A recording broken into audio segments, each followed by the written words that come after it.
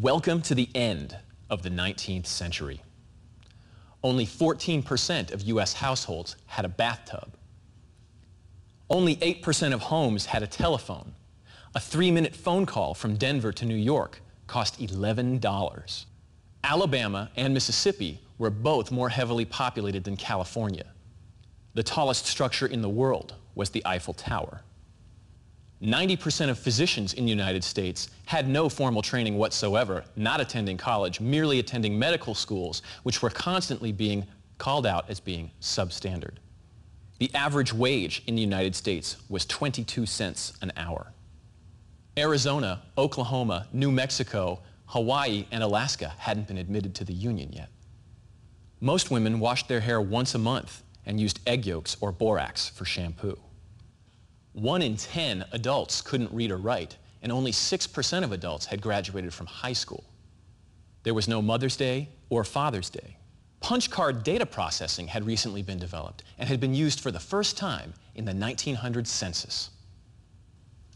The end of the 19th century was an exciting time to be alive. The last 20 years brought the world the automobile, the light bulb, and the telephone. In 1903, the airplane would arrive. Now, these were not small improvements on existing technologies. These were radical leaps forward that made everyone feel as if anything was possible for mankind and that there were no boundaries whatsoever. Technology kept the world on its toes and everything was changing. What about music? Well, the following timeline of births and deaths pretty much sums it up. Basically, these 4 guys had dominated music for the last 200 years. And during that time, music had settled down, had come to follow certain rules, and had stabilized. People were comfortable with it and they knew what it was all about. Some of these generally established rules were things like music is in a major or minor key. Music is played on normal instruments like the flute and the clarinet. And Bach is the greatest thing ever.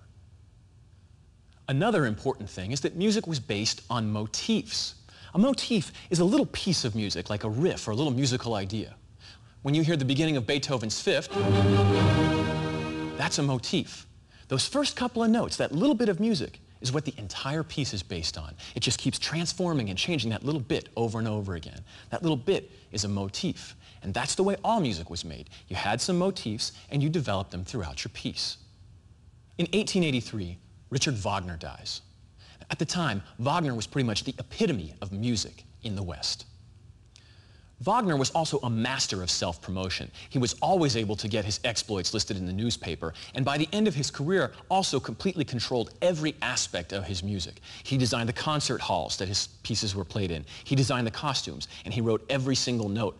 It was incredible. He was also a rather rabid anti-Semite, and wrote scores of rather offensive political essays. His complete controlling nature, combined with his hatred of Jews, was one of the reasons he was Hitler's favorite composer. People had come to love him and his music, which worked out rather well for him because he could not stand to not get his way. By the end of his career, he was considered the master of all Western European music. Everyone looked at him as the pinnacle of musical achievement. Wagner's crowning achievement was the Ring Cycle.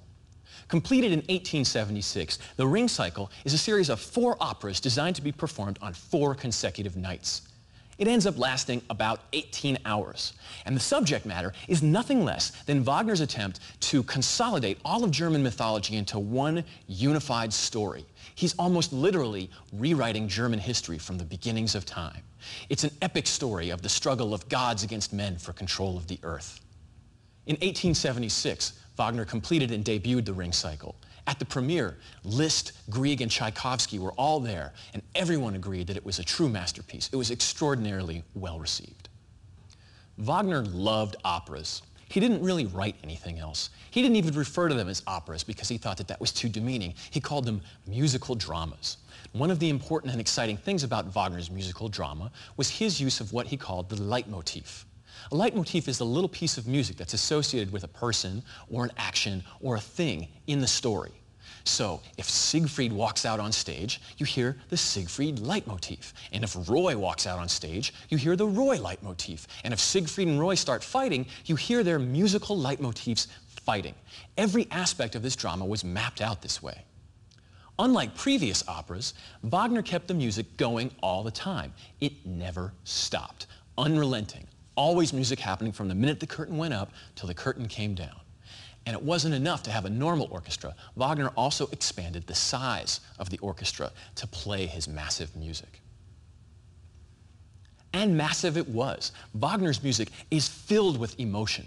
It writes things in 20-foot-high flaming letters. It punches you with the shoulder over and over saying, "Do you get it? Do you get it?" It's very simple and very catchy, and also very drenched in emotion.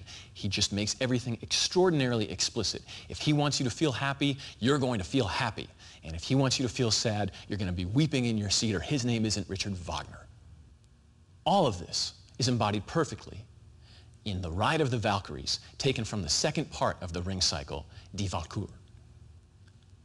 So as the 19th century draws to a close, certain things are fairly well established. The greatest composers are all Austrian or German: Bach, Mozart, Beethoven, and Wagner. Music is tonal, based on major or minor scales. Music is based on motifs, small phrases that are developed and expanded upon. Music uses established instruments of the symphony. But the 19th century is about to end.